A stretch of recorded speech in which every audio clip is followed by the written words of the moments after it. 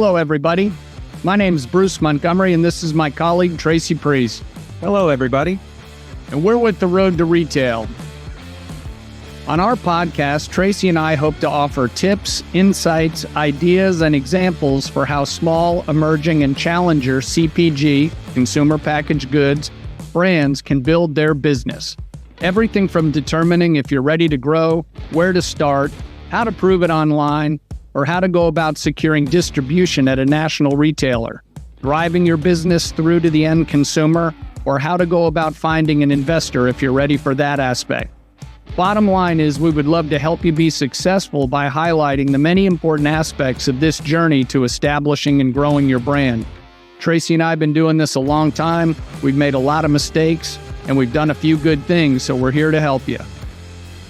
Please follow our podcast on iTunes or Spotify, leave us a review, and consider sharing the show with a friend or colleague that may benefit from the content.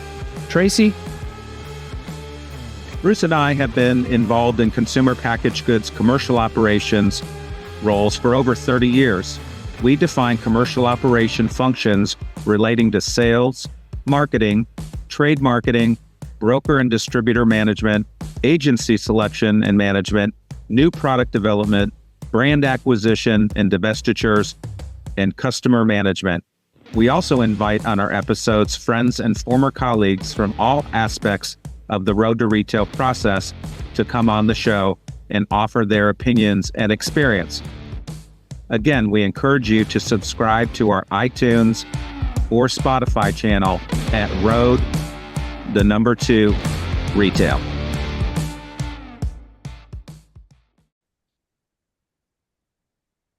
Hello, everybody, and welcome to our most recent episode of Road to Retail, where we talk with our colleagues and friends in the CPG industry about very exciting topics that I think you'll enjoy. So, Bruce, tell us a little bit about who we have today. Hello, Tracy. We have a really special guest today, Hayes Reilly from PeopleSuite. Hayes is a dynamite recruiter and talent scout, and we're going to talk about that today in depth. But before we do, Hayes, welcome to the show. And why don't you give the folks a little bit of a background on yourself and your firm, if you'd like to? Sure. No, real quick. Yeah, no, great to be here. Thank you so much for the opportunity.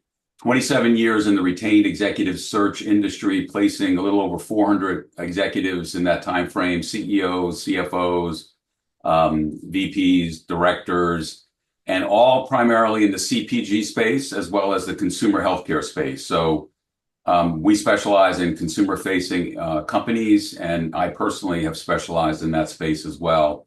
Prior to getting into headhunting, I spent 15 years in classic CPG with Unilever, recruited off campus into their management training program, and then got recruited out of there by a headhunter, which he didn't realize it, but he actually influenced me to get into the game 7-8 years later after I left Borden Foods and to get into executive search. So I've always loved CPG. I've always loved the tangible nature of it. I've always loved the consumer-facing nature of it. And I'm just doing it from a little different angle at this stage. But that's me. Great. So, folks, today we're going to dig into Hayes's experience and get his counsel on two of the topics that really confront small, emerging, and challenger brands. On the one hand, you have brand founders and the people that establish it, that give their blood, sweat, and tears to get it growing. And once they get traction, they get to a certain point where either they realize they need some more experienced help, or by their investor group, they might be told it's time for some more experienced help. On the flip side, there's men and women in bigger organizations that at some point in their career may say, boy, this has been great. I've learned a lot, but I would really like to get into something smaller and more entrepreneurial. Some people thrive, some people sink. So we're going to talk to Hayes today and explore both of these angles. What does a founder need to look for and be willing to give up as they bring in, quote unquote, executive experienced talent? And then we're going to look at what do the people that think they want to go into an entrepreneurial environment really need to consider before they make that jump. So we're really looking forward to this today. And Hayes, thanks again for coming on the show. Absolutely. Tracy, kick it off. Absolutely. So let's dig into topic number one, which is uh, you're a founder and you want to expand your team. You're looking for a specific skill set. So Hayes, talk to us a little bit about, what do founders need to really think about when they're, what questions do they need to ask themselves when they're looking to expand, their team and looking for either sales or marketing, whatever. But what kind of questions do they need to ask as they look to expand their team? No, absolutely. I mean, I think the first step is you want to put together your strategic plan. Of course, if you don't already have one, you want to make sure you put together a 3 to 5 year plan that says, okay, what do we want to look like in 3 to 5 years? Of course, we want to grow, but how much do we want to grow, right? So that's critical to really have a vision first of who you want to be when you grow up, if you will. And then, what your company will look like. And based on that, what employee structure would it look like? I mean, VPs of HR that I've worked with over the years is, you've got to have the vision and mission first before you build the org chart. And then once you build the org chart, then you have to decide, okay, what people go into the org chart. So those are the things. I mean, obviously, a founder reaches a point, or even a founder CEO reaches a point where there's diminishing returns. They just simply can't do it all anymore, and they're going to have to hire people on their own.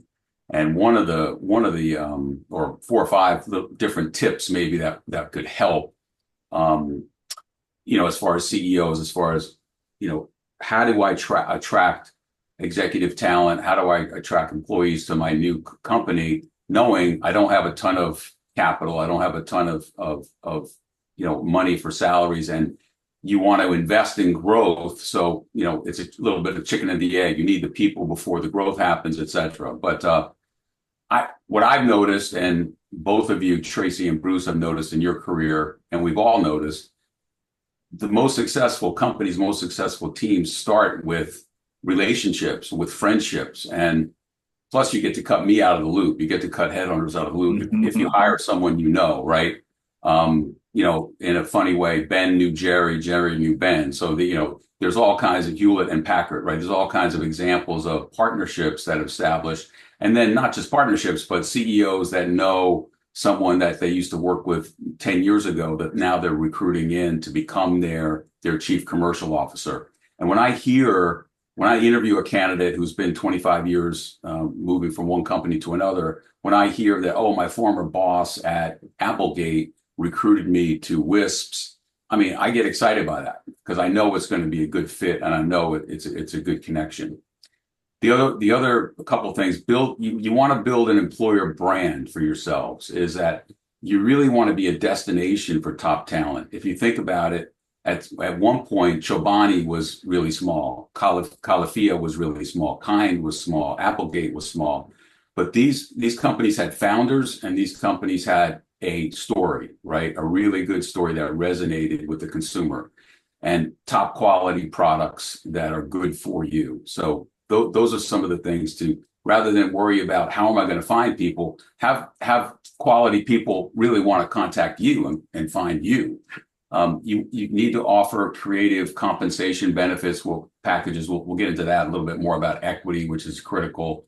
And then you can, with a startup, with an emerging company, a founder and CEO can really can give new talent the opportunity that they never have before to learn how to become a future CEO on their own. So hopefully that's not too long-winded of an answer for the first question. No, that's good. Very good. No, that's great. And Hayes, we weren't going to cut you out of the equation at least till the show was over. Come on, that would be rude. But you know what I mean? It seems like since I've gotten in the business 27 years ago, we've been, that's been sort of the MO by the corporate world. But that's a whole other telecast.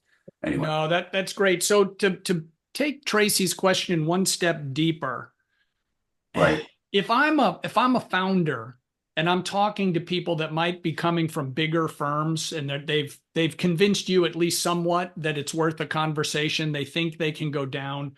What traits should these founders be looking for? Like, what are the signals that, hey, this actually might work. This guy doesn't need, 4 admins, and this woman doesn't need her own, secretary, and this person doesn't need a travel department. What are the things that send you the signal that that these founders should ask? It's like, hey, you're really looking for this. If this person hasn't gotten their hands dirty in 10 years, forget it. Right. No, great question. Yeah, I think obviously, and the majority of the work that we do at PeopleSuite, I've been with PeopleSuite for the last 12 years. It's a great firm, big enough to matter, yet small enough to care. But the majority of the work that we do is with mid-cap to small-cap companies. So in that very, very much emerging space. So we see this all the time, sort of that, 5 million up to 100 million or even 200 million range. But you got to be hungry, right? The candidates have to have a passion for growth. They have to have a passion for winning, a passion for being part of a great team, and just a passion of getting things done and being in an environment where decisions are made for all the right reasons. They're made for the good of the business, for the good of the consumer, for the good of the retailer, not necessarily for the good of Wall Street. Most of these companies are not publicly traded. Or for the good of, the higher ups really want to do it this way, so this is what we're going to do. So there's got to be that hunger, that fire in the belly, desire to build, and clearly somebody who's done it, right? In my case, when I'm recruiting for, let's say, a new VP of marketing or a new CFO in a CPG PE-backed firm, the first thing the PE firm asks is, do these candidates have PE experience? Right. Not that it's required, but in a lot of cases it's preferred. So, that's somebody who has a track record of success, and generally somebody who maybe they were with 2 big CPG companies over 10 years and 10 years respectively. Like I was at Unilever and Borden and, huge companies. Somebody like that, but they were able to be successful jumping out maybe into a smaller company, 100 million, 200 million. And not only were they successful, but they liked it, right? They liked it. And so the encouragement to folks out there, the sooner you do it, the better, right? You don't want to wait 25 years because, of course, the first question is, why have you waited this long to jump out to a smaller emerging company? Good insight. Good insight. So Hayes, talk to our audience a little bit about what does a founder need to give up, to draw talent. And you talked about being a good brand and things. So in my mind, there's things that are tangible. You mentioned equity, a good salary, maybe personal development. And then there's this intangible thing called control. So talk to us a little bit about how you balance all that as a founder. Yeah. So we just placed a president at a private equity backed organization out on the West Coast in the meat space, about $90 million revenue company. And a big major part of that package was equity. And one of the things that I've seen in my experience is generally at the CEO level, it's a 5% stake in the organization, 4 to 5%, and then it ratchets down from there. VP kind of 4%, 3%, and then 2% for directors, if they even offer it to directors. It's not customary to offer equity to director level talent, but it is customary at the VP level and above. So with that comes, the fact that, hey, the long-term wealth creation, sort of game-changing millions of dollar return, high 100,000s, low millions return, maybe even higher, comes with lower base salary than maybe you were used to at big CPG, and not as aggressive annual bonuses, right? So it's a mix. And then I talked to many candidates who were really good, who could do it, who could make the transference over into small CPG. However, they just can't take that. They just can't take the salary hit. Somebody making 325 base, it would have trouble going to 225 to 250 base, even though there might be $1 million, $2 million, a reward after 5 years. if everything pans out. Right. So I think, look, getting top-notch talent sold on the product, sold on the team, sold on the growth potential, and being in an environment where, hey, every single day when you come in, you guys are going to the Super Bowl, right? We've all been in environments where it's like, it doesn't matter what I do, it's not going to happen, right? But other times we're in environments where, yeah, this is really cool. And to be in those environments, I think executives are willing to sacrifice a bit.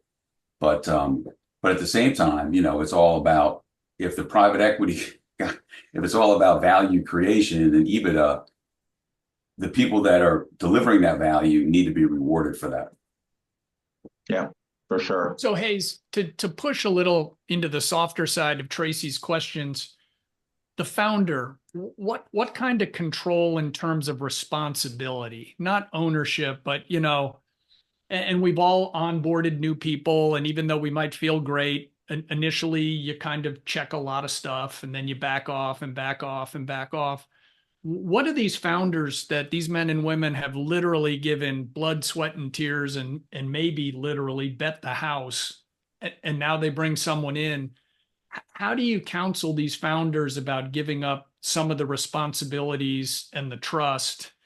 Or is it impossible and you just have to hope it works out? Because I could tell you all day, Hayes, I'm going to trust Tracy. Of course I will. And then 6 months later, I'm driving him bananas because I'm checking everything he does. Right. Yeah. It's no, listen, it's tough, but generally, and I'm thinking of a company in the consumer healthcare space right now that we helped out with some recruiting, and I'm thinking about the reason why they sold to private equity, at least a portion of the company, a little less than 50% of the company, was because the two founders realized that they could not scale it any further. They had taken the company over a 15-year period up to, in this case, 250 million in revenue, but they couldn't get it to 500 million or a billion. And they based on the management team that they brought in, they believe they can get it to a billion. So see, that's where it makes sense, where founders, they want their products in more people's kitchens and more people's medicine cabinets than they could ever possibly do on their own. That's when I think that's where it's got to make sense. But you're right. And then I think the new management team coming in, and the PE guys, you've got to have legal documents that say, okay, effective this day, you're no longer running the company. You're up to now, you've been founder and CEO, but 6, 8, 10 months from now, that won't be the case. But yeah, and sometimes, you've got founders, we've all seen it, where they say they want to grow, they say they want to change, they say they want to, someone to help carry the load. Right, exactly. But then when it comes right to it, they really don't. And that's an individual thing. And it's a little bit of a risk reward kind of thing. Sure. But I mean, these founders, the key is, boy, get somebody, get a team, get a team you trust, right? And get a team that, if you have a 3-hour layover at O'Hare, you don't mind hanging out at the bar with these folks, right? And so that's all part of it too, the chemistry of the personalities in a company that makes it work. Yeah, no, that's true. So Hayes, can you talk about a couple of situations where matches have worked, where you've pulled people maybe out of big companies and placed them? And, obviously no naming of names unless you choose to, but, give a few examples to the folks of, hey, we took this woman who was a big hitter at large CPG, put her in here as a chief commercial officer, and she killed it. But the first 6 months were rough. Give a few war stories here, please. Yeah, no, I've got I've got 10. Actually, I won't read all 10, but I went through the last several years of placements in this situation, and kind of, just sharing a little bit about, what, like, basically what you're looking for, like the people that have been successful, why have they been successful? And I'll give you a little highlight, but just overall, I mean, the best matches come from placements where the executive in big CPG, when I say big, I'm talking 10 billion, 20 billion. I won't mention names, but we all know who they are. They've been around forever. They were featured in the movie Unfrosted. If you haven't seen that movie, you must see that movie if you're in CPG. Unfrosted, and Jerry Seinfeld's movie. But ultimately, these folks are pulling their hair out at big CPG. They're unhappy. On Fridays, they go to the company store, and there's not hardly anything in the company store they want to bring home to their families because they don't feel good about the product. They don't feel good about the health component of the product. And the pain factor has just hit an all-time high. They're tired of the pomp and circumstances, taking forever to make decisions, and decisions being made to please Wall Street and or the boss, and not value creation for the company. They feel underpaid, undervalued based on the value creation that they're bringing to the party. So flip it, and they go to smaller emerging CPG where they've got an equity component where they can really, really have a wealth creating event and then go on and maybe do another one or two wealth creating events. But the most interesting placement we made was 7 years ago. The person's now a woman, now a CEO. She had been in big CPG, but also she had some small experience. We recruited her as a CFO to start out. She got promoted to CEO after 2 years. And then just most recently, the PE firm that has owned it for the last 7 years just had a successful sale. So now, it's going full circle. So I'm really, really proud of her. But to sum it up, I mean, when I first interviewed her 7.5 years ago, what was it about her? It was her work ethic. It was her attention to detail. It was her understanding really quickly of the PE environment. And the PE firms will tell you the most important position that they have is CFO, more so than CEO. They're talking to the CFO more than the CEO.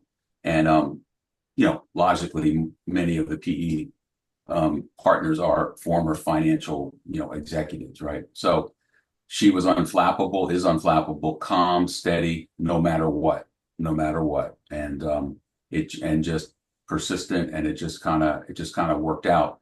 Another individual, $8 billion snack company, we recruited them out into an $80 million beverage company as a CMO, and in this case, it was family owned. They've been there 4 years. Was very unhappy at big, not feeling valued. Brought a world class approach to his new company and thrived. So was able to bring these academy company approaches, processes and systems, et cetera, and mindset to a smaller company and it was really, really rewarded. And this individual did really, really well. The other piece of it, the motivation there was this individual wanted to report to the CEO. We see that a lot. We see functional kind of leaders that are not reporting directly to the top person, and they want that. And so going to a smaller environment will allow that to happen. Or obviously going from a SVP to a CEO, that's happening too. $5 billion consumer healthcare company into a $60 million consumer healthcare company, SVP supply chain, and you're getting the message. But he felt not rewarded. I mean, this is a huge, big consumer healthcare company where he was at. He was making his bonus. He was making his base salary, but he was buying raw materials and systems, and he was the head of procurement worldwide and saving the company millions, and he wasn't reaping any of that benefit. So in the company he's been in the last 4 years, he is reaping that benefit. So he wanted skin in the game, he wanted equity, and loves it. So anyhow, but that kind of gives you a sense. But just to wrap it up, I mean, if you're watching this podcast right now and you're not frustrated, unhappy in your role within CPG, if you like it just a little bit, you should probably stay where you are. And the people who are most successful going small are the ones who just absolutely can't do big anymore. They just have to do it, and they bite the bullet they take a cut in base salary and they get it going, and they have to see if they can do it or not. So yeah, because it is a tough transition to make, and it's certainly not for everybody. And so anyway, but that's great color. So you've already started to move into our second topic. So I think you've covered some of this, so you might just need to skim it at the very top. So if you're an executive at a larger firm and you think, like you're just saying, I'm not appreciated, I'm banging my head against the wall, I have no access to the throne. But before they, panic and, call you or someone else in your field, what are the questions that they really need to ask themselves before they even think of pushing the eject button? right. I mean, do I really want this, right? Have I spoken to former colleagues that have made the move and really had a beer with them and had, really chatted about what's the good, what's the bad, what's the real story behind it? And I would do that as well. And if you're, again, a little bit happy with big, then in my experience, I would say you should stay. Maybe you're in the wrong big, maybe you need to move to another big organization where there's complexity and there's problems to solve. And some people love that stuff, and some people are well suited for it. And, and good for them. I could never do it. That's why I'm doing headhunting. But anyway, the biggest hurdle is, Bruce and Tracy, is the chicken and the egg, right? How is somebody going to leave a $40 billion global CPG company and join a $40 million company as their CFO when they've never worked in anything smaller than 20 billion? And that's the biggest hurdle of when you have the recruiters and you have the internal HR and you have the hiring managers looking at that and saying, okay, out of these 5 resumes, I've got 2 who have experience in smaller emerging, and then I've got 3 who don't, right? And am I convinced that these 3 could really make that change? In some cases, we don't need to take the risk, right? We don't need to take the risk. And so we go with candidates that already have that experience and already have taken the dive, and maybe they're in a company where they just collected their equity, or maybe they're in a company where they know the equity payout won't happen, right? Everyone gave it their best shot, but it's just not going to happen. So there's all kinds of reasons why people make changes, but and then definitely target people first, right? You're more likely to find 85% of the time, according to the Wall Street Journal, you're more likely to find a new job through someone you know. Not that someone you know is going to have a job for you necessarily. They may, but they know someone you don't know that they can refer you to. So people that you know in your network who have successfully jumped out and have done very, very well in emerging PE-backed environments. Hey, what do you think? You think I can do it? What's the pros and cons? That's how I would look at it. So anyway, hope that helps. So a little deeper dive then, Hayes. What kind of characteristics or traits do candidates need to have to go from big to small?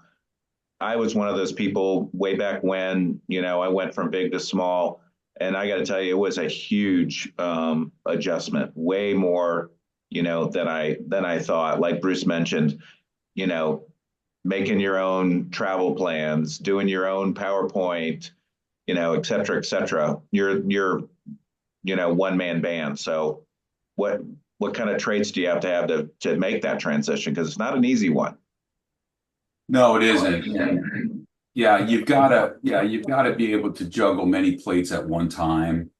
And I'm thinking of a VP of HR that I've done multiple searches for, and she's been in PE-backed environments. And she said to me, Hayes, to be successful here, you may have a to-do list of 10 things on them, but you're never even going to get to 4 or 5 of those things, right? Because by the time you finish the first 5, the second 5 have changed.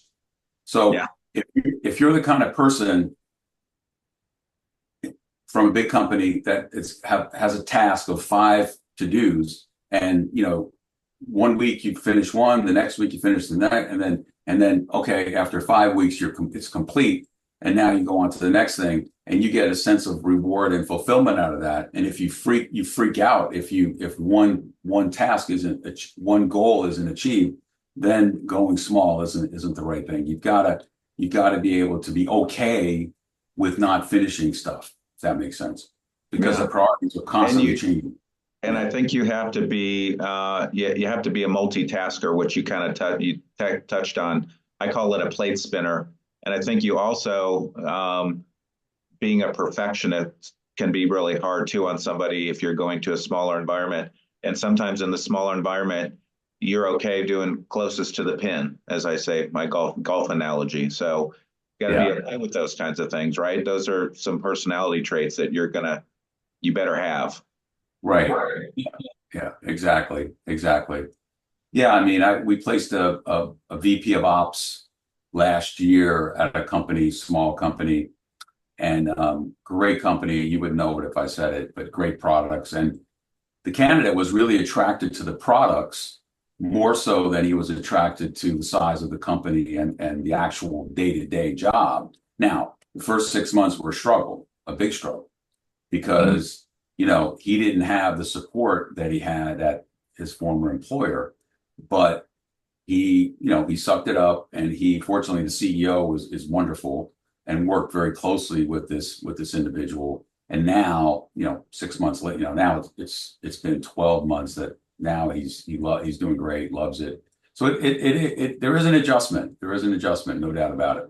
Yeah. So Hayes, to go after Tracy's thing, is there one particular thing in all your years that constantly bubbles up when someone goes big to small, it's just always that inside fastball that gets you for a while, where you're like, I mean, because some of these people, the joke is, in big companies, they have a full schedule, they go to meetings, they drink coffee, look at PowerPoint all day, go home, and they're exhausted. I mean, at small companies, to your point, you have 10 things on your list. By lunchtime, it's 30, and most of them are new, that happened since you walked in the door, and dealing with them cannot be put off, because some of them, without being a drama queen, could be existential when you're a smaller firm, right? You're 40 billion. If something goes wrong at, XYZ account, while not great, you can probably survive it and figure it out in time.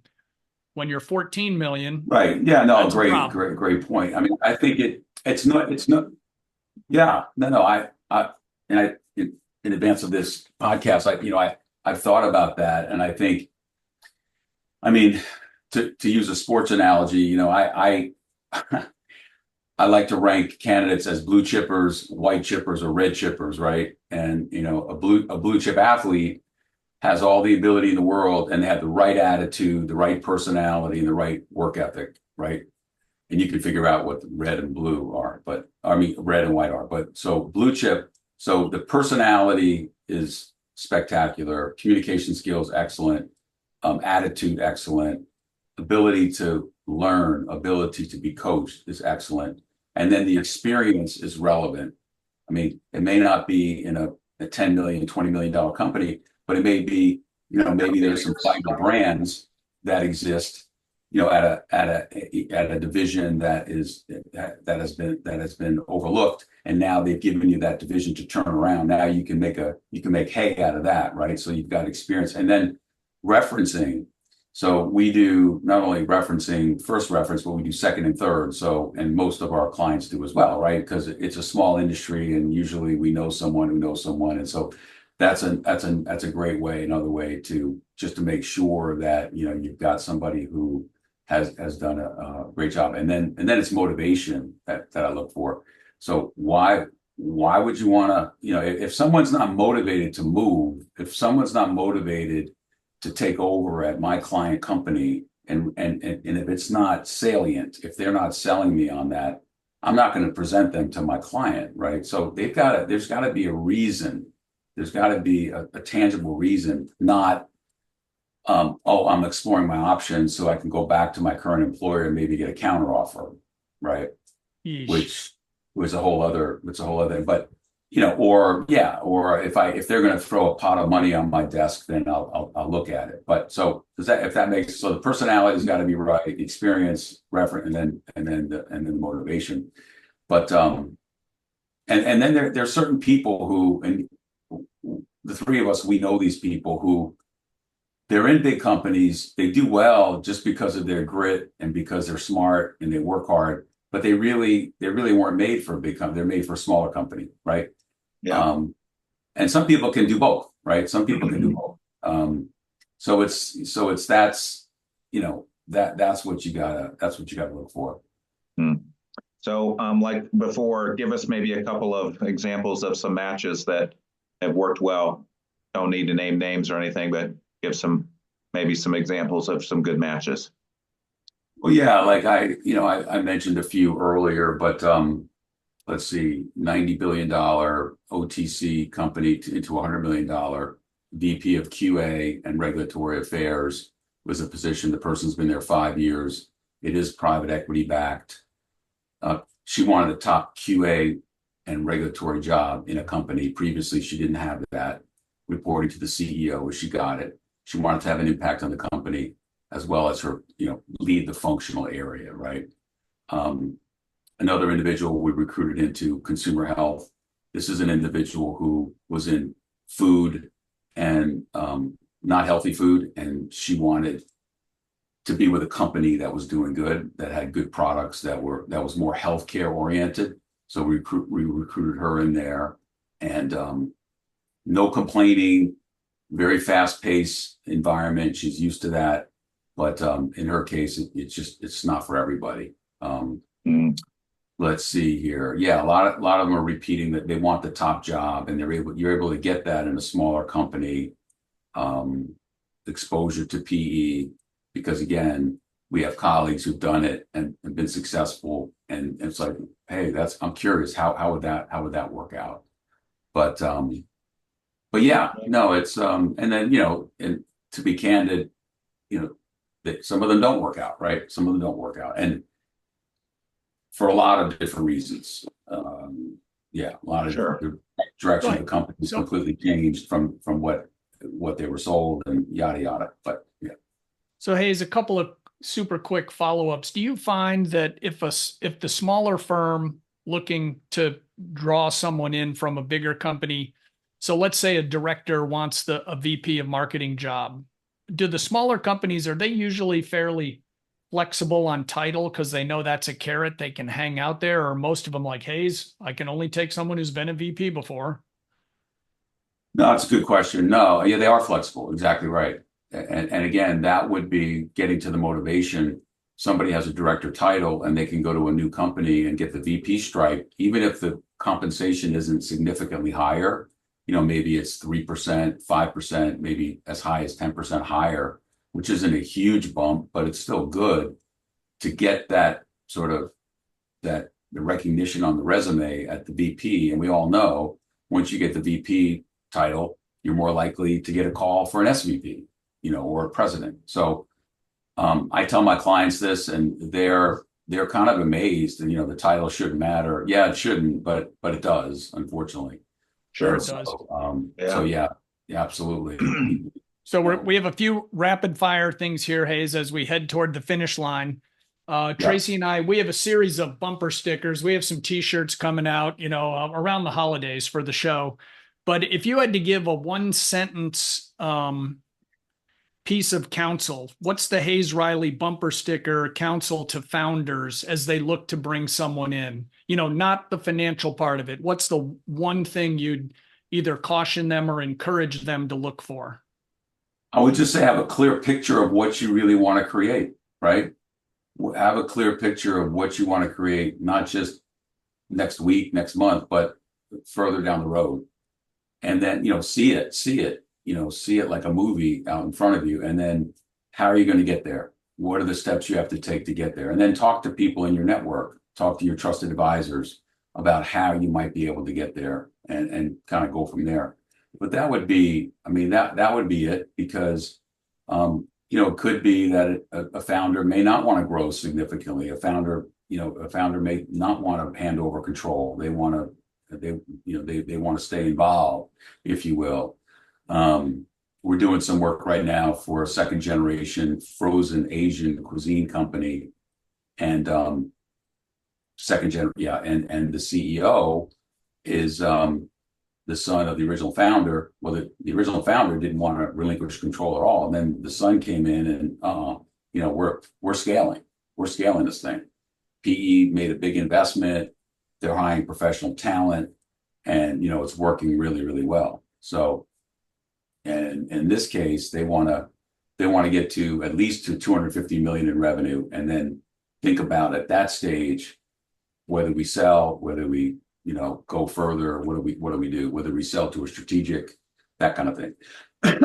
And then what's your sorry, Hayes, what's your bumper sticker for your counsel to people thinking I can make the move from big to small? What's that watch out?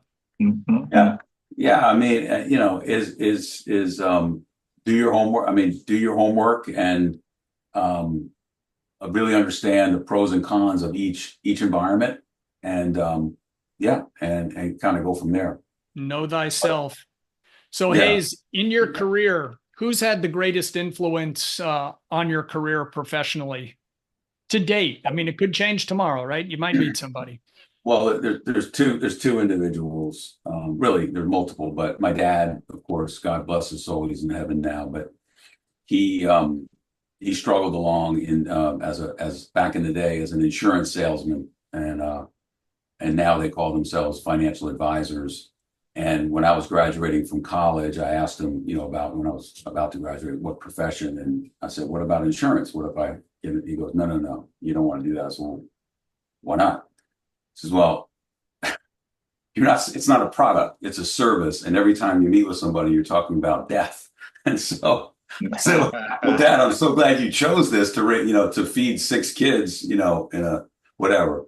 So anyway, I don't think I could have I listened to my dear old dad, and I got into the most tangible industry there is, and that's consumer goods, and joining Unilever and literally picking up my Reliant K car as a sales rep and having concentrated all powder on the windshield, and then having to run the windshield wiper fluid and have bubbles pop up with my area manager there who hired me, who interviewed me at campus. And we just had a laugh. And so this is a fun industry.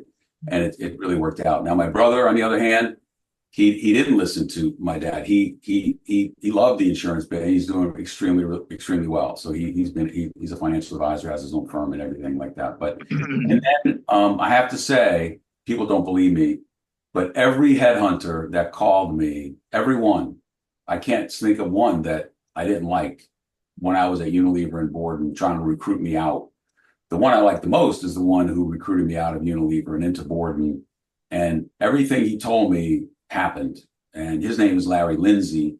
And he's with Fairfield Partners. And I think he's pretty much retired now, but Fairfield Partners is still around. And I just had a ton of respect for him.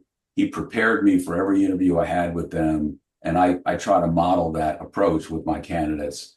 And compensation wise, growth wise, everything that he said was right on, and it worked out. So it seemed like headhunters, everyone I spoke to, they seem like they have a lot of fun.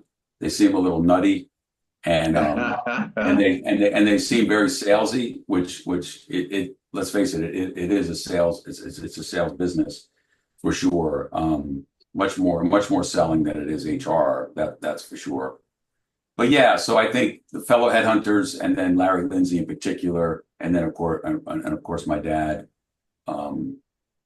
So I love it. That's awesome. And Hayes, I love the fact that you and I both had Reliant K cars at one time. You had one too? I did. Powder blue. Classic. Well, great. Yeah. Well, let's wrap things up a little bit. So Hayes, tell people in our audience how they can get a hold of you. Sure. Yeah. I mean, you can email me at hayes@peoplesuite.com. PeopleSuite, hayes@peoplesuite.com, or, just send me an invite on LinkedIn. I'm very active there, but this is great. Hopefully this is helpful, and folks will get a lot out of it. And No, I think so. This has been great. You can any additional questions, you can reach me another time or reach me directly. But thanks for asking me to join. No, great. All right, Tracy, the big finish. All right, Hayes, thanks so much. So insightful, great wisdom. And thanks so much for joining us today. And just ask our audience to continue to follow us on our Spotify and iTunes under Road, the number 2 Retail, or also on our LinkedIn page. So thanks again, Hayes. We really appreciate your time today. Thanks for joining us. Thank Good you, luck guys. out there. Appreciate it.